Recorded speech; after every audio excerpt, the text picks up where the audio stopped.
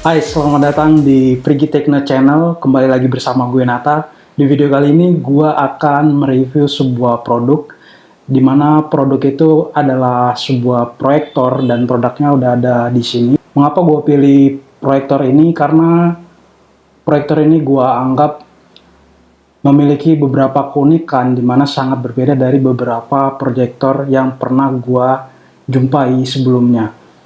Dan keunikan tersebut terdiri dari dua. Yang pertama adalah keunikan dari sisi desain yang diciptakan untuk proyektor ini, tentunya sangat berbeda dari proyektor yang ada yang pernah gua jumpai sebelumnya. Kemudian keunikan yang kedua adalah dari sisi teknologi yang digunakan oleh proyektor ini. Dan untuk lebih detailnya lagi, teman-teman tonton terus video gue ini sampai habis. Oke, ini untuk boxnya langsung aja gue buka. Untuk packagingnya menurut gue cukup aman ya, karena di bagian untuk atasnya itu dikasih busa yang cukup tebal, kemudian di bagian proyektornya juga dikasih plastik yang cukup lembut ini menurut gue rasanya, sehingga bisa melindungi dari bodi dari proyektor ini ya, untuk nggak mudah lecet saat proses pengiriman. Kemudian juga di sini teman-teman akan dapat satu lembar untuk panduan penggunaannya. Di sini juga dijelasin untuk bagaimana nanti mengkoneksikan dari remote yang sudah disediakan ke proyektor ini biar nanti bisa digunakan.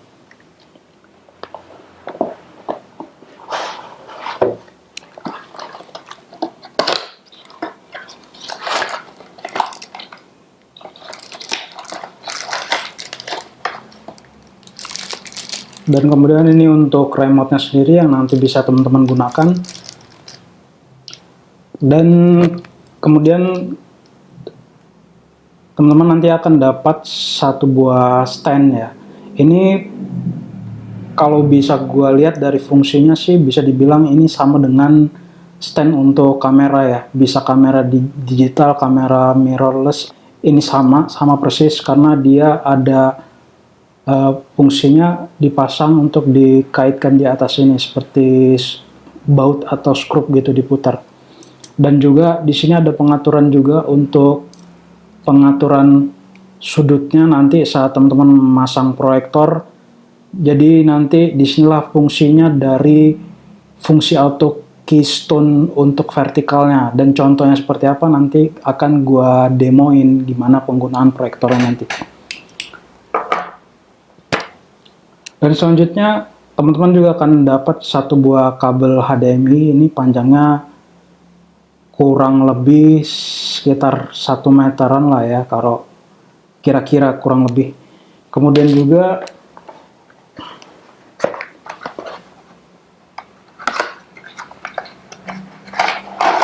dan ini teman-teman juga akan mendapatkan adaptornya ya untuk nantinya untuk menyalakan proyektor, tapi berhubung proyektor ini menggunakan baterai juga, jadi teman-teman untuk ngecasnya juga bisa menggunakan adaptor ini.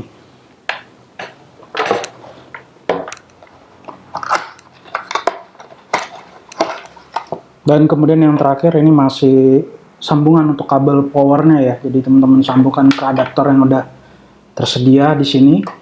Dan mungkin perbedaannya adalah untuk colokan powernya sendiri ini nggak standar yang biasa kita pakai. Teman-teman harus menyediakan satu buah converter nantinya agar bisa dicolokin ke colokan listrik.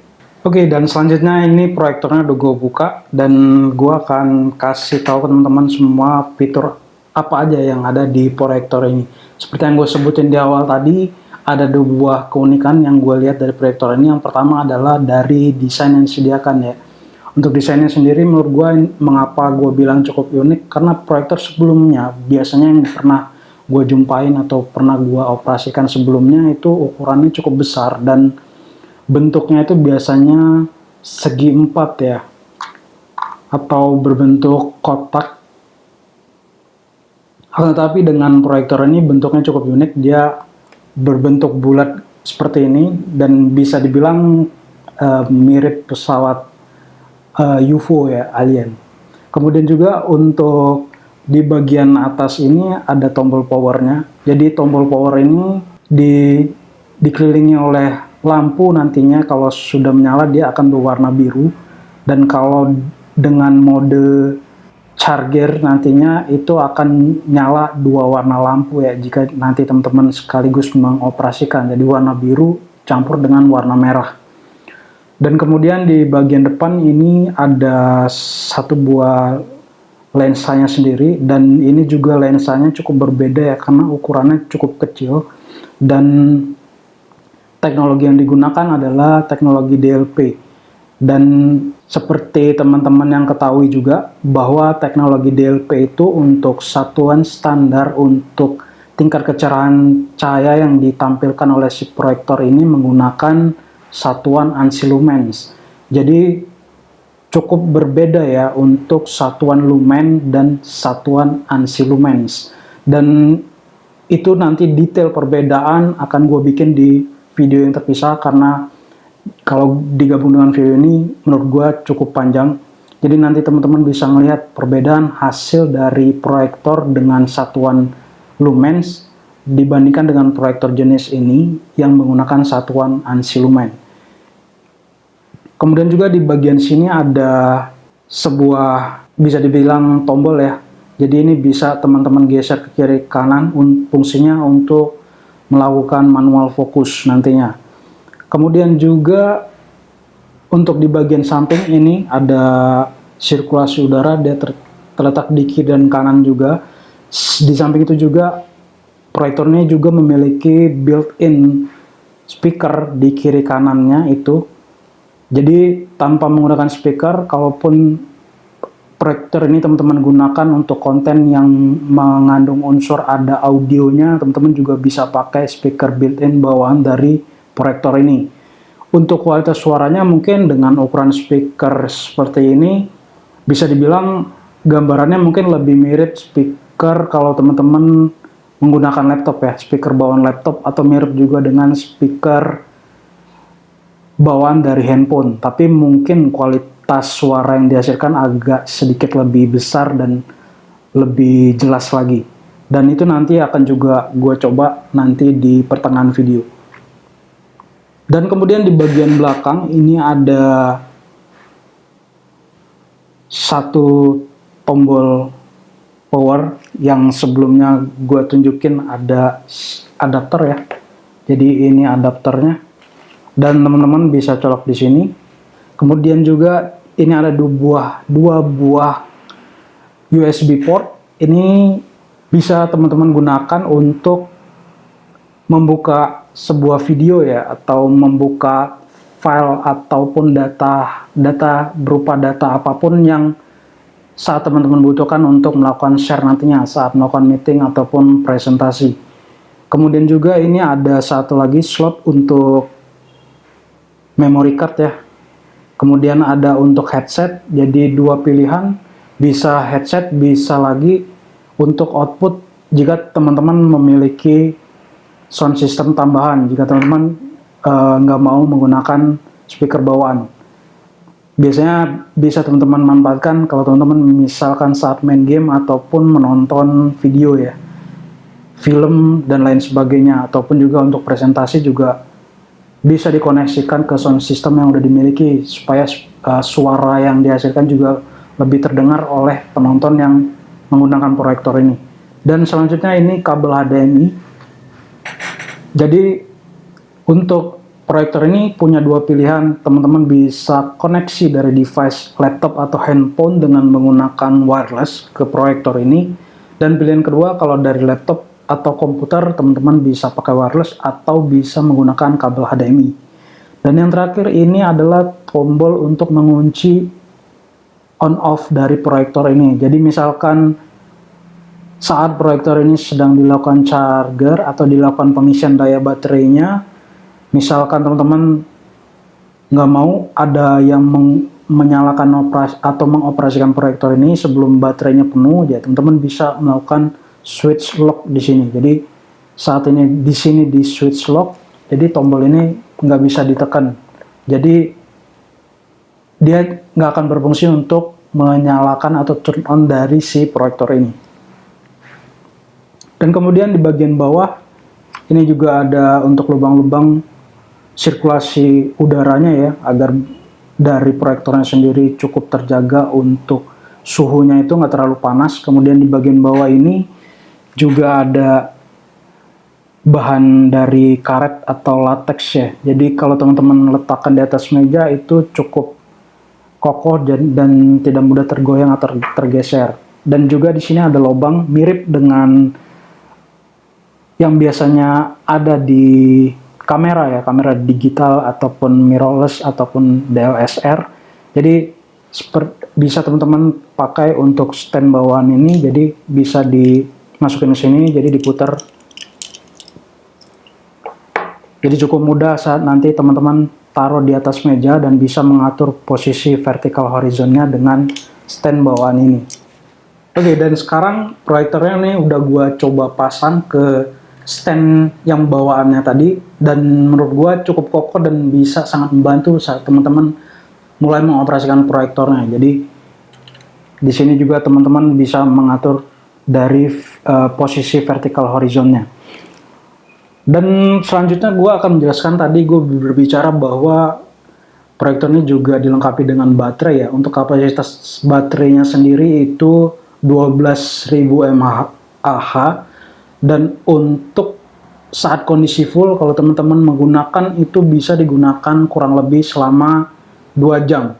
Dan untuk melakukan chargernya sendiri itu kurang lebih, kalau gue tes kemarin itu 3-4 jam. Jadi saat teman-teman melakukan charge, lampu di sini akan menyala berwarna merah, dan kalau sudah full dia akan mati seperti ini. Oke, dan sekarang gue akan coba menyalakan proyektor ini biar teman-teman bisa lihat hasil keluaran dari proyektor ini seperti apa. Oke, dan sekarang proyektornya ini udah gue cas sebelumnya, jadi kondisi baterainya udah penuh. Dan sekarang gue coba langsung nyalain proyektornya, dan ini tombol powernya ada di atas.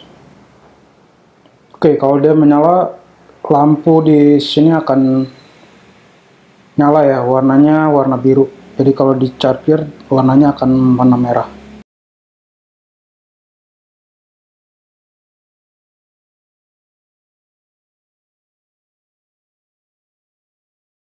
Oke, dan sekarang untuk di ruangan ini semua lampunya udah gue matiin, jadi hanya muncul cahaya dari si proyektornya aja. Untuk kualitasnya menurut gue ini cukup terang, cukup jernih sekali. Dan berhubung ini gue proyeksiin ke tembok ya, mungkin untuk permukaan temboknya kurang halus. Jadi menurut gue kalau gue lihat secara langsung dengan mata gue tanpa melewati kamera itu agak sedikit ada gangguan ya untuk tampilan dari warnanya sendiri. Tapi mungkin kalau teman-teman lihat dari kamera ini kualitasnya udah cukup bagus. Dan mungkin kalau untuk lebih bagus lagi bisa pakai screen khusus ya untuk proyektor. Jadi permukaannya itu cukup halus, dan untuk warna dari screen proyektornya itu lebih konsisten. Jadi bisa hasil keluarannya itu cukup bagus untuk menghasilkan warna dari proyektornya. Dan sekarang ini tadi gua tunjukin ada remote-nya, tapi berhubung remote-nya itu baterainya nggak ada, jadi akhirnya gua pilih untuk gua koneksiin ke keyboard dengan mouse yang gue punya. Jadi keyboard dan mouse ini gua colokin langsung ke bagian belakang proyektornya. Oke, sekarang gue akan tunjukin beberapa fitur-fitur yang biasanya nantinya akan sering dipakai.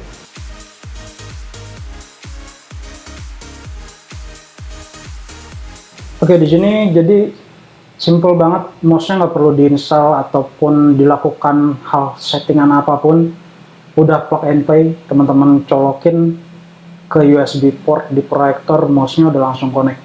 Oke, di sini sudah ada YouTube-nya, kemudian juga sudah ada Netflix, kemudian ada Chrome untuk browser kalau teman-teman mau nonton YouTube dari internet browsernya.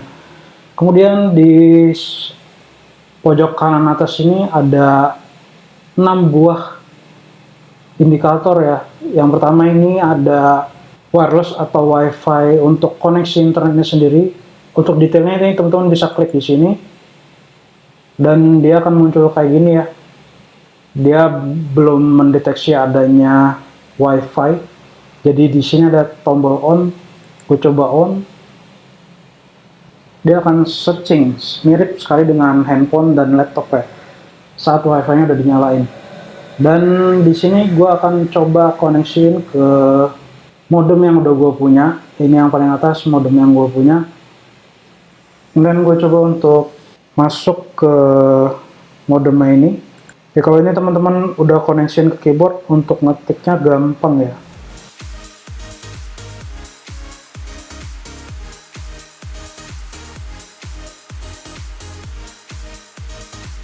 Oke, sekarang udah connect. Jadi di sini ada tulisannya connected. Jadi teman-teman bisa langsung pakai untuk connect ke internet. Kemudian di sini juga ada e-share. Di sini bisa teman-teman pakai kalau saat untuk melakukan share. Biasanya dipakai untuk meeting ya, untuk share dari laptop atau dari handphone. Bisa teman-teman klik di sini untuk fiturnya sendiri. Nah, teman-teman bisa ikutin sendiri instruksinya, karena menurut gua untuk pengoperasiannya ini cukup mudah. Dan kemudian di sini ada Google Play juga. Kemudian ada tombol HDMI, ini teman-teman bisa klik saat teman-teman mengkoneksikan dari laptop ataupun dari komputer ke proyektornya itu menggunakan kabel HDMI ya, tanpa menggunakan WiFi melalui fitur e-share ini. Dan kemudian ada file explorer, jadi teman-teman bisa ngelihat file teman-teman yang akan share nantinya, bisa lewat SD card. Tadi di awal video udah gue tunjukin portnya mana, atau melalui USB port, bisa flash disk atau juga internal flash. Jadi ini memori yang ada di proyektornya sendiri. Untuk balik ke awal teman-teman cukup pencet tombol escape aja. Jadi menurut gue cukup simple dan mudah dioperasikan. Dan kemudian selanjutnya di sini ada indikator untuk Bluetooth. Mungkin ini bisa teman-teman gunakan, bisa untuk mouse juga, mouse Bluetooth, atau bisa juga untuk speaker ya. Kalau teman-teman punya speaker khusus, speaker Bluetooth untuk koneksi audio dari proyektor ini, teman-teman bisa manfaatkan fitur Bluetooth ini. Dan selanjutnya ini untuk SD card-nya, kemudian ini adalah indikasi untuk baterai yang digunakan. Oke, dan selanjutnya itu juga ada selain e-share yang bisa dipakai untuk Windows. Di sini juga bisa bagi teman-teman pengguna MacBook atau macOS. Maksudnya pengguna macOS maupun iOS. Jadi teman-teman bisa pakai AirPlay mode ini. Jadi teman-teman bisa klik nantinya dan nyalakan AirPlay di laptopnya teman-teman. Jadi nanti bisa akan connect tanpa menggunakan kabel HDMI. Jadi ada dua pilihan. Dan kemudian ini gua kasih untuk settingannya. Di sini ada network setting, kemudian ada Bluetooth setting, ada pilihan bahasa juga. Kemudian mengenai device ini apa, teman-teman nanti bisa baca juga di sini detailnya. Jadi bisa ada versinya. Di sini versi Android yang digunakan itu versi 6.0.1 ya. Kemudian juga memori available-nya itu 2 GB bawaan dari sini. Untuk storage-nya itu 16 GB. Kemudian di sini juga pengaturan untuk format waktunya juga ya, teman-teman bisa kondisiin dengan kondisi di tempatnya masing-masing juga untuk waktunya. Kemudian ada proyektor setting di sini, ada untuk screen zoom, kemudian ada projection mode. Coba kita lihat isinya apa. Oke, rotate front. Oke, ini untuk rotate dari tampilannya sendiri. Jadi bisa dibalik ya. Kalau nanti dipasangnya itu di plafon ya, atau di langit-langit di ruangan meeting, itu bisa dipasang, digunakan seperti ini. Atau juga pilih auto. Kemudian juga ada keystone correction. Ini juga untuk settingan manualnya, jadi kalau di sini secara default dia udah otomatis. Jadi fungsi untuk dari proyektor ini untuk keystone-nya sendiri itu hanya untuk vertikal ya. Jadi ingat, jadi untuk horizontal dia tidak akan bekerja. Jadi hanya bekerja untuk horizontal. Jadi contohnya seperti ini. Saat gue naikin dia akan koreksi sendiri. Jadi bentuknya itu dia nggak akan berbentuk trapesium ya. Jadi dia akan mengkondisikan setiap sudut yang berubah secara horizontal agar hasil yang ditampilkan itu nggak berbentuk trapesium atau seginya itu sembarang. Jadi dia akan berusaha mengkondisikan dengan fitur keystone auto correction ini. Kemudian brightness adjustment, di sini teman-teman bisa setting juga untuk tingkat keterangan cahayanya. Kalau default dia udah langsung full terang ya. Dan secara default juga yang namanya proyektor, pengalaman gua ya sampai sebagian besar kualitasnya akan lebih bagus, cahaya yang ditampilkan akan lebih bagus saat kondisi cahaya di ruangannya itu minim atau nggak ada sama sekali. Kemudian juga ini ada wind speed grade, jadi di dalam proyektor ini ada kipas yang berusaha untuk menjaga suhu di dalamnya itu tetap stabil ya, nggak terlalu panas. Jadi di sini bisa dipilih ada low speed dan ini lumayan, jadi nggak terlalu bising ya, atau bisa teman-teman pilih medium speed. Kalau mungkin di ruangan ber-AC yang cukup dingin, pilih low speed menurut gue itu udah cukup membantu sih. Jadi teman-teman bisa setting sesuai dengan kondisi yang diinginkan nantinya. Oke, sekarang gue balik lagi ke menu sebelumnya, itu kemudian ada lagi audio setting. Di sini juga bisa teman-teman pakai untuk mengontrol audio yang saat teman-teman menggunakan speaker built-in bawaan dari proyektornya ya. Teman-teman bisa besar kecilkan di sini. Atau juga saat menggunakan headset, jadi kontrolnya full di proyektornya. Kecuali kalau teman-teman menggunakan speaker eksternal ya. Mungkin di sini bisa kita set 50% atau 53%, sisanya nanti kontrolnya di speaker eksternal yang teman-teman pakai nantinya. Oke, dan sekarang gue akan coba share screen dari laptop gue. Di sini gue akan coba share menggunakan wireless, nggak menggunakan kabel. Untuk contoh di sini ada menu AirPlay karena laptop gue menggunakan macOS. Artinya dia akan terkoneksi ke proyektor dengan protokol AirPlay. Sekarang gua coba klik di sini. Oke, kemudian di sini teman-teman akan melihat nama dari AirPlay server dari si proyektornya.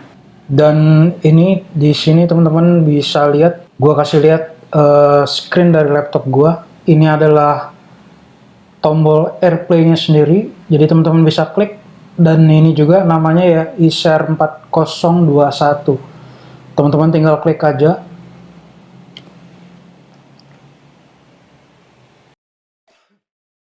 Dan sekarang gue akan coba membuka atau coba menyalakan video ya yang ada di Netflix, video untuk film.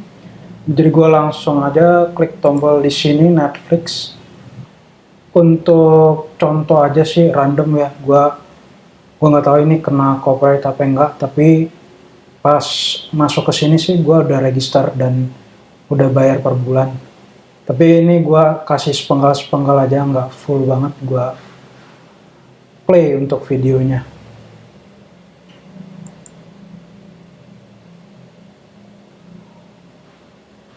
Aja ya kurang lebih.